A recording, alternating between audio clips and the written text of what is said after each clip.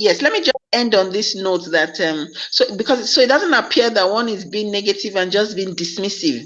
Ultimately, all struggle is about the interests of the masses of our people. It's not about makeup. It's not about looking nice, sounding good, because both the neocolonial criminals that we have ruling us on the continent and the imperialist criminals that we have, in the western part of the world, they sound good. Their rhetorics are excellent.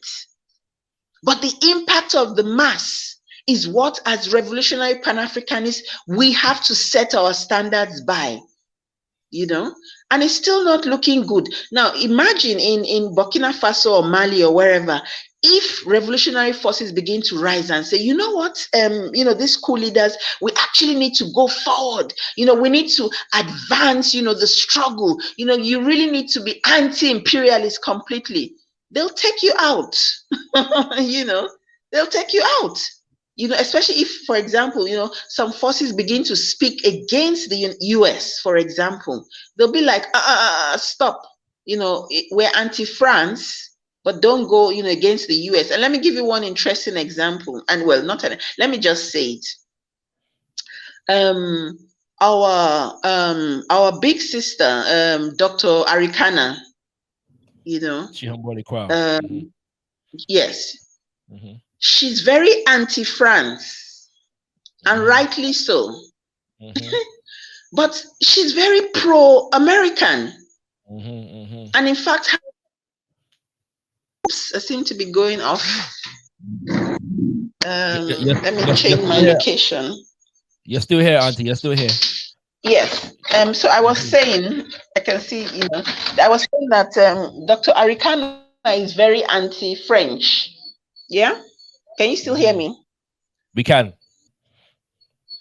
Okay, so she's very anti-French, but very pro-US. If you check, you'll see a picture where she went to visit, Afrikan, the high command, people. And she's sitting with them, with African forces, But as you know, she's one of the strongest voices against France. Against France. How do we reconcile that?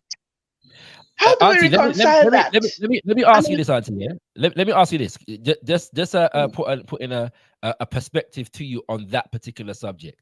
Could it be that she was the AU ambassador to America, and in her position of ambassadorship was engaging in diplomacy and continues to do so?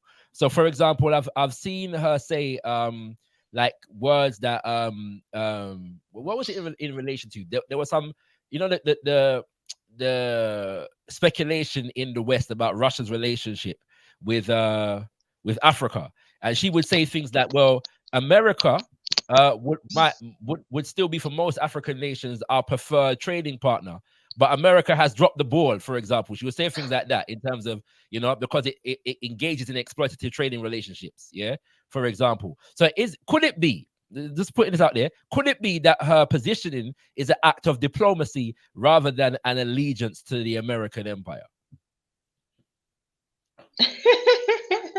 Well, I don't know what to say. This, such a terrible situation as Africans that, any rubbish, it's pleasant to our ears because of how deep in the SHIT we're in.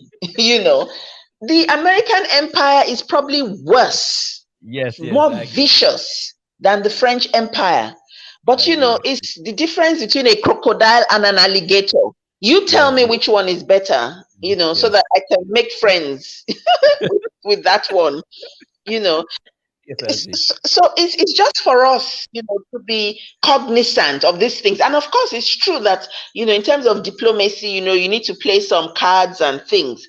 But so that's on their level. For us, we need to be cognizant of these different things and these different issues, because it also lulls the masses of our people into a false consciousness, that, oh yeah, France is our enemy, but America is our friend, and it's a state of consciousness of the masses That when the people see that, they're not able to see past that diplomacy. Right. They're not able to see that you might have escaped from a python, but there's a cobra coming for you on the way. So that's what it is, and we can make a million analysis of diplomacy. It's diplomacy that has gotten us into a state of neocolonialism.